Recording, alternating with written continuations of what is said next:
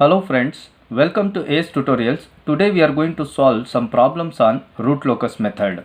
Sketch the root locus for the system having g of s into h of s is equal to k divided by s into s plus 3 into s plus 6.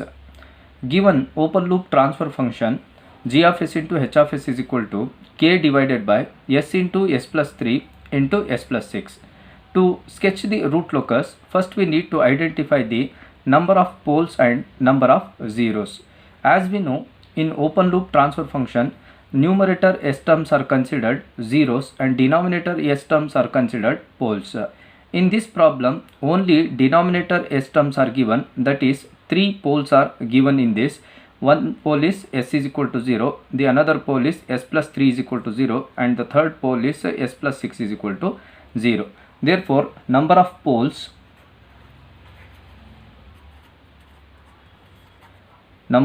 are 3, that is s is equal to 0, s plus 3 is equal to 0 and s plus 6 is equal to 0. This can be written as s is equal to 0, s is equal to minus 3, s is equal to minus 6. These are the 3 poles given in the problem. Next, number of zeros are nil. In this problem, numerator s terms are not given, that is 0 is not given in this problem. Therefore, number of zeros are nil. From this we can see number of poles are greater than number of zeros. Number of poles greater than number of zeros. Therefore, we are going to consider a number of poles equivalent to number of branches. Number of branches are denoted by capital N. Okay, number of branches capital N is equivalent to number of pole is equivalent to 3. So therefore, we got in this number of branches N is equal to 3. Next, we are going to plot the pole 0 plot and then we are going to identify the root locus path. On this real axis, we are going to consider the pole location. You can see here the first pole is s is equal to 0, that is at the origin s is equal to 0, and next pole is s is equal to minus 3, s is equal to minus 3, and the next pole here, the third pole is s is equal to minus 6. So now we are going to consider in this root locus path and no root locus path. So we know the condition to identify the root locus path is we are going to consider the root locus path for odd count of poles are zeros, and we are going to consider the no root locus path for even count of poles are zeros. In this you can see that from this right hand side, from this point to this point, I am not having any pole or 0. It is an 0 count. 0 is an even. Therefore, for an even count, I am considering no root locus path. Now, at this point, we got one pole, that is 1 is an odd. From this pole onwards, we are going to consider the root locus path till next count. So from this odd count onwards, we are going to consider the root locus path till next count. So this is an root locus path, and here you can see now this count becomes 2 and 2 is an even count. Next, for an even count, we are going to consider the no root locus path till next count. So here this part is no root locus till here. Now this count becomes 3. Now 3 is an odd count, and from this odd count onwards we are going to consider the root locus path till next count, but here we can see that till infinity I am not having any count, therefore till infinity it will be considered as root locus path. In this way we have identified the root locus path. Now next we will see the number of branches approaching to infinity. The procedure to identify the number of branches approaching to infinity is number of poles minus number of zeros is equivalent to number of poles are 3 in this minus 0 or nil 0, 3 minus 0, 3 branches are approaching to infinity. So in this you can see number of poles minus number of zeros, that is equivalent to In this you can see number of poles minus number of zeros equivalent to 3 minus 0, that is 3 branches are approaching to infinity. In this problem 3 poles are given and zeros are not given to end for these poles. Therefore these 3 poles going to approach to infinity. So in this we know that the starting points are 0, minus 3 and minus 6, and for this starting points the ending points are infinity. Starting point 0, minus 3, minus 6, ending point infinity, infinity, infinity. For this start pole the end is infinity, and in this start pole end point is infinity, and for this start pole also the end point is infinity. When these 3 branches are approaching to infinity, we need to provide an angle for these 3 branches, and such angle we call angle of asymptotes.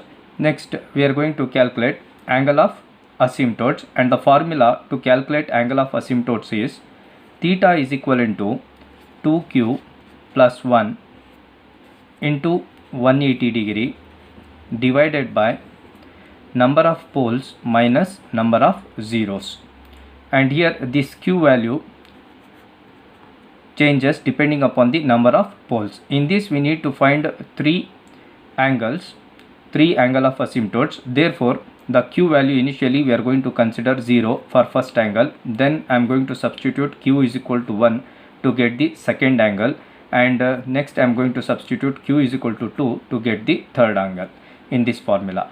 Now we will consider first q is equal to 0, theta 1 is equivalent to 2 into q is equal to 0 plus 1 into 180 degree divided by number of poles are in this case 3, 3 minus number of zeros are nil, 0. Now here 2 into 0, 0, 0 plus 1, 1, 1 into 180 degree divided by 3, 180 degree divided by 3 is equivalent to, here we are getting 60 degree. So therefore we got the first angle, theta 1 is equivalent to 60 degree. Next to calculate the second angle, theta 2 is equivalent to 2 into q, this time I am going to substitute now 1 plus 1 into 180 degree divided by number of poles minus number of zeros. This will be equivalent to 1, 2, 2 plus 1, 3, 3 into 180 degree, 5, 40 degree divided by number of poles are 3, 3 minus number of zeros 0, here we are getting 3 is equivalent to 540 degree divided by 3 is 180 degree. In this way we got the second angle, theta 2 is equivalent to 180 degree. Next we are going to calculate third angle, that is theta 3. Theta 3 is equivalent to 2 into, now q we are going to substitute 2 plus 1 into 180 degree divided by number of poles 3 minus number of zeros nil, 0. This will be equivalent to 2 into 2, 4, 4 plus 1, 5, 5 into 180 degree, 900 divided by 3 minus 0, 3. This will be equivalent to 300 degree. We got the third angle, theta 3 is equivalent to 300 degree.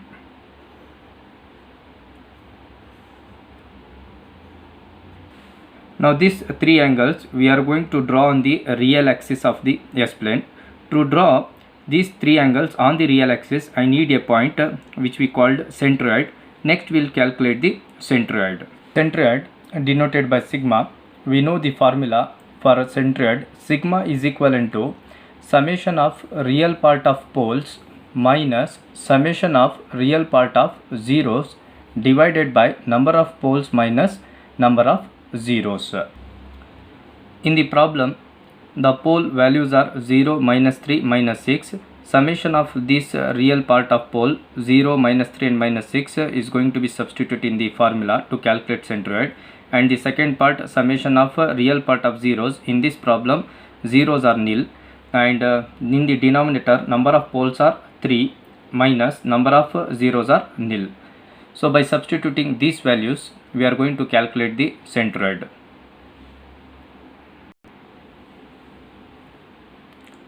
Sigma is equal to summation of real part of poles, that is 0 minus 3 minus 6.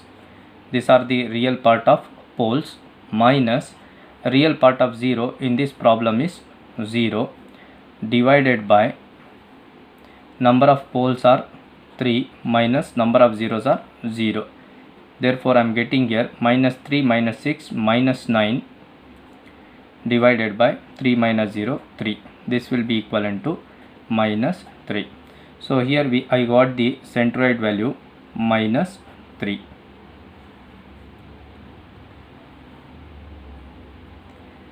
Next we are going to calculate the breakaway point. In this problem we are having more than one branch, therefore we may get a breakaway point. So we are going to calculate next breakaway point. So to calculate a breakaway point we are going to consider first characteristic equation, that is 1 plus g of s into h of s is equal to 0. We know g of s into h of s, that is k divided by s into s plus 3 into s plus 6. By substituting that value in this, 1 plus k divided by s into s plus 3 into s plus 6 is equal to 0. By taking the LCM we are going to get s into s plus 3 into s plus 6 plus k whole divided by s into s plus 3 into s plus 6 is equal to 0. This denominator term goes to the right hand side, becomes 0. Then I will get s into s plus 3 into s plus 6 plus k is equal to 0. By multiplying this value I will get s to the power 3 plus 9s square plus 18s plus k is equal to 0.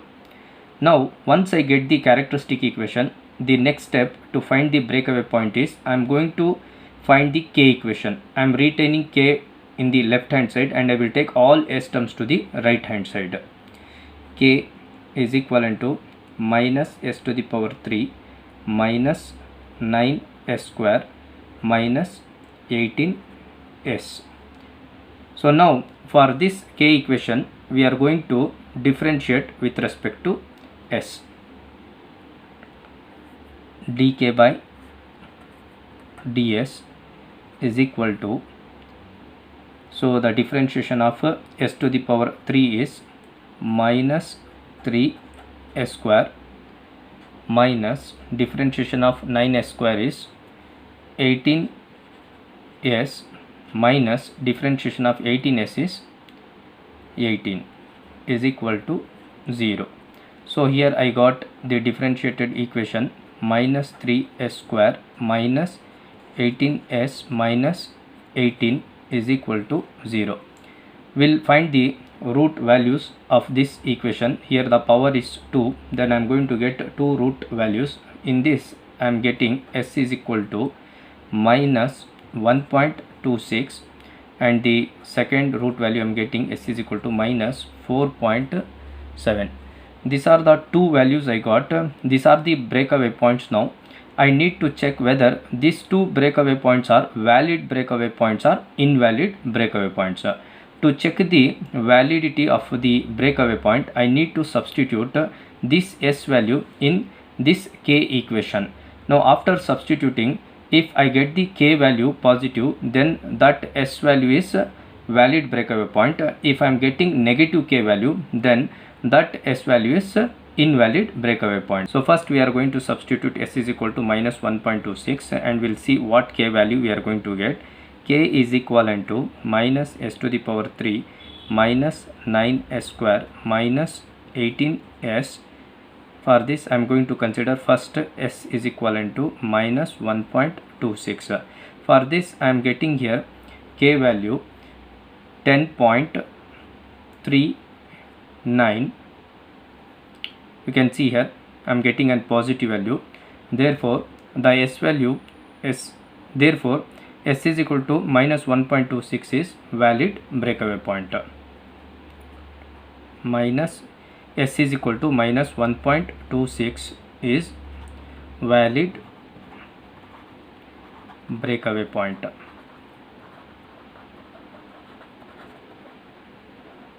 Next we are going to check for S is equal to minus 4.7. K is equivalent to minus S to the power 3 minus 9S square minus 18S. S is equal to minus 4.7.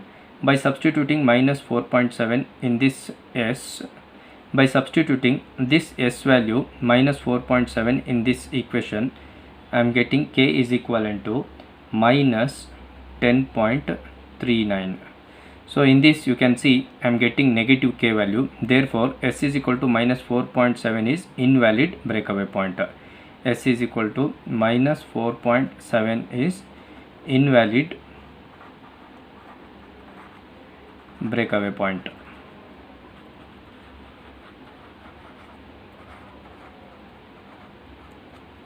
In this way we are going to check whether the breakaway points are valid or invalid.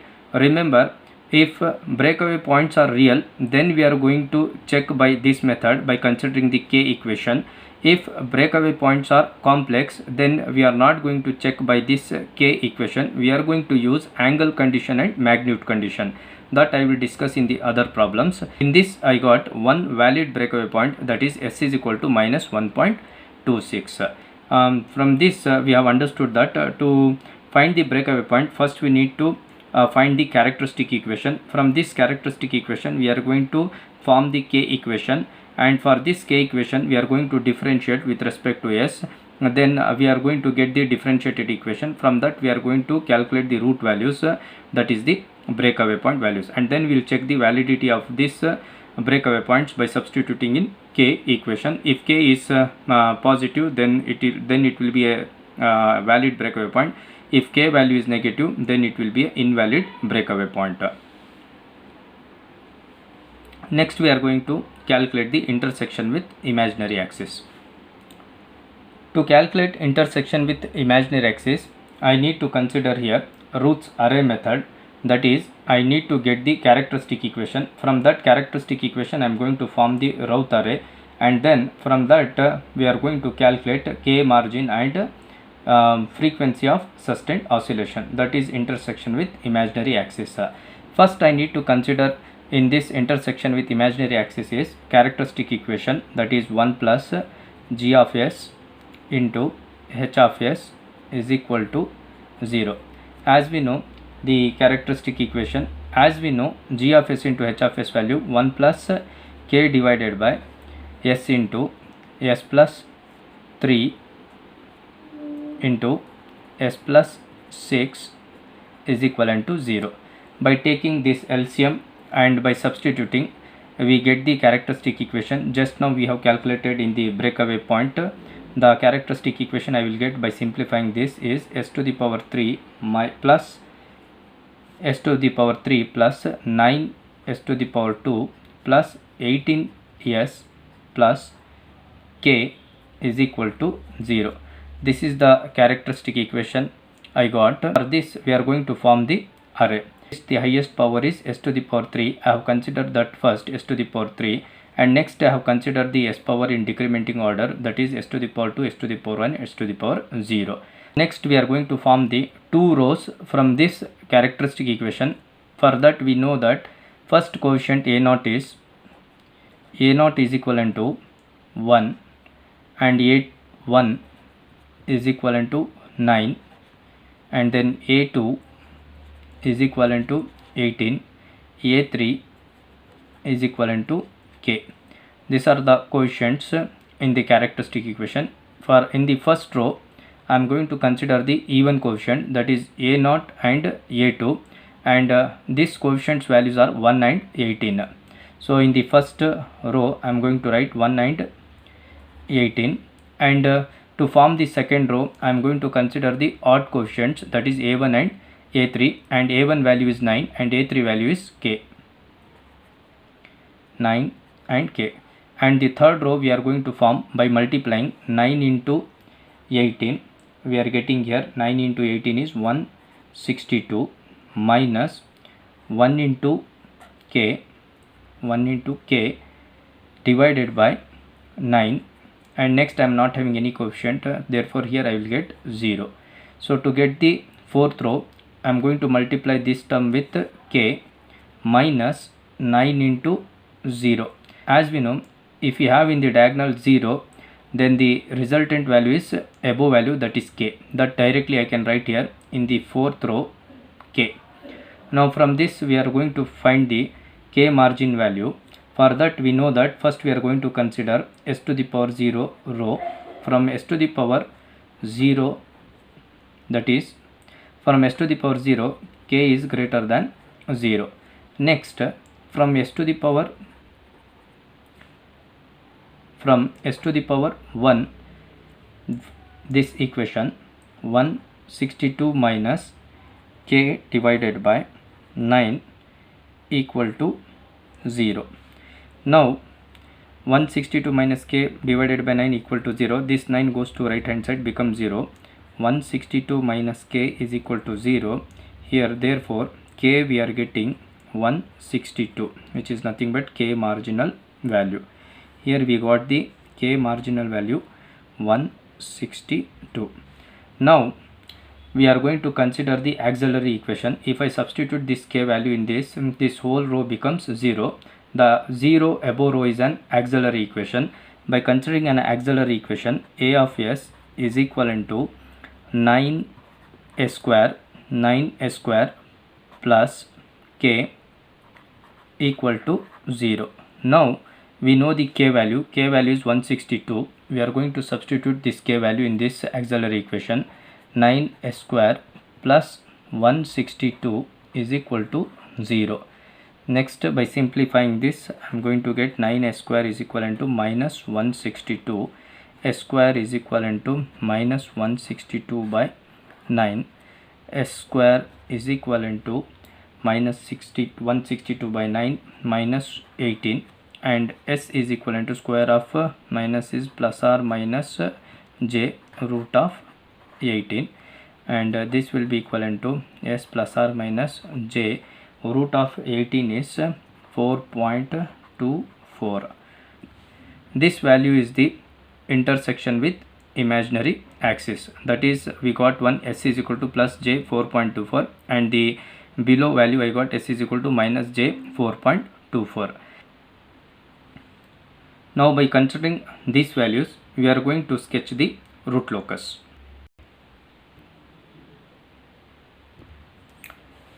Now to sketch the root locus we have to consider the graph sheet. For an explanation purpose I have considered a normal sheet here.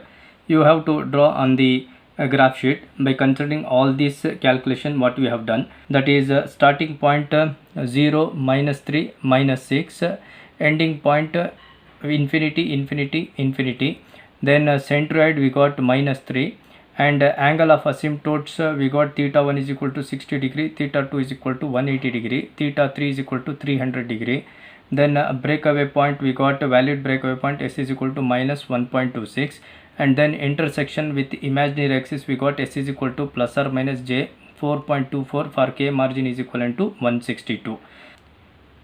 To sketch the root locus, the first step we need to locate the pole location on this real axis. We know that the first pole is at origin, that is 0, s is equal to 0, and then second pole is at minus 3, and third pole is at minus 6.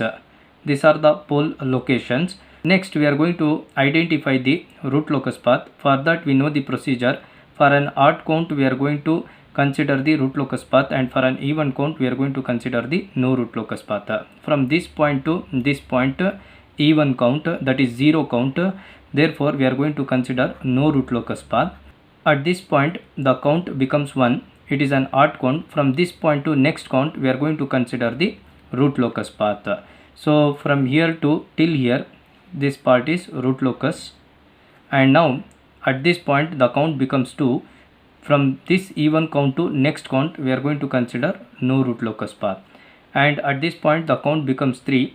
Now 3 is an odd. From this odd count onwards, we are going to consider the root locus path till next count, but here I am not having any count, therefore till infinity it is root locus path.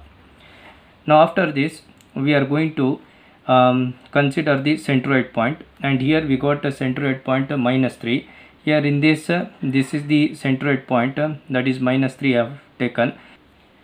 From this point I have drawn first angle theta 1 60 degree, and then second angle I have considered 180 degree, that is theta 2, and third angle I have considered 300 degree, theta 3.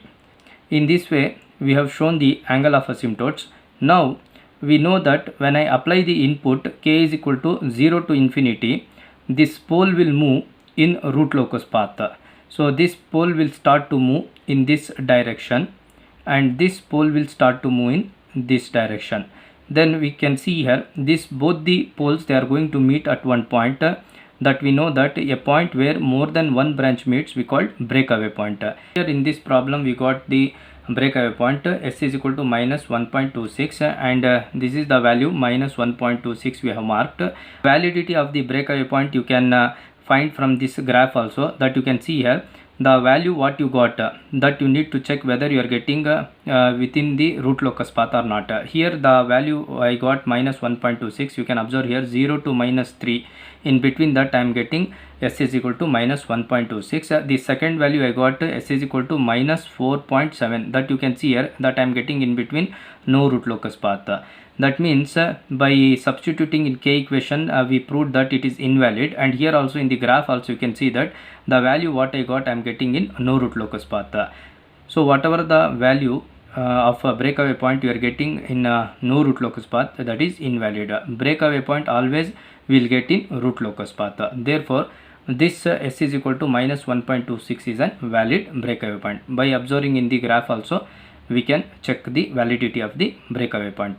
Now we know that this pole is moving in this direction and this pole is moving in this direction. They are going to meet at this point and they are going to come out. One will come out in upward direction and other will come out in the downward direction. Now these poles need to move towards to infinite path by following this angle, that is 60 degree angle, and this pole, downwards pole, is going to move towards to infinite path by following this angle, that is 300 degree. But when they are moving in this angle, they are going to cross the imaginary axis. For that we calculated the intersection with imaginary axis value is plus or minus j 4.24. So here I am marking as a plus j 4.24, and at this point I am marking minus j 4.24. This intersection value I got for k is equivalent to 162. So from this point the pole, by observing this angle and this intersection, it moves towards to infinite destination. The same way this pole also will observe this angle and this intersection point and will move towards to infinite path. So this is the locus we got. You can see here, this is the locus we got. It is symmetrical.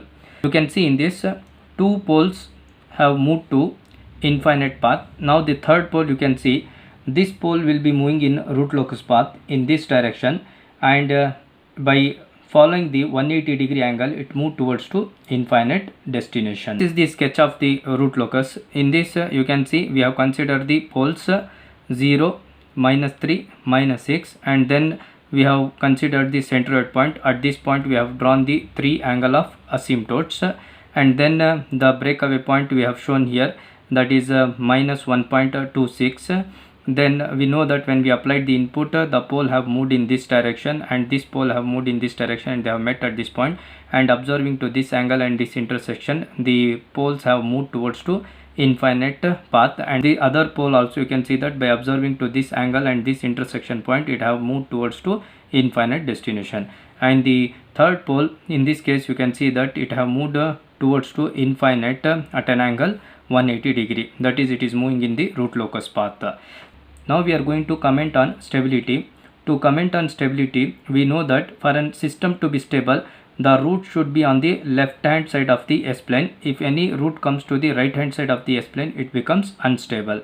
Now in this you can see that for certain k value, the roots are on the left hand side of the S-plane, and then we saw at k is equivalent to 162, the roots on the imaginary axis, and then for k greater than 162, they are coming towards to right hand side. So k less than 162, I am having roots on the left hand side. K is equivalent to 162, I am having roots on the imaginary axis, and then k greater than 162, I am getting roots on the right hand side. So now I can comment k is equivalent to, k margin is equivalent to 162, system is marginally stable.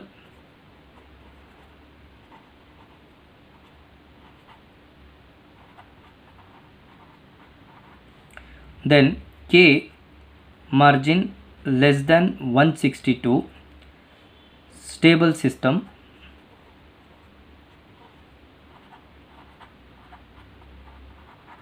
And then for k margin greater than 162, unstable system. In this way, in root locus method, we are commenting on the stability of the system. Hope you understood this problem. For more such problems, like and subscribe my channel. Thank you.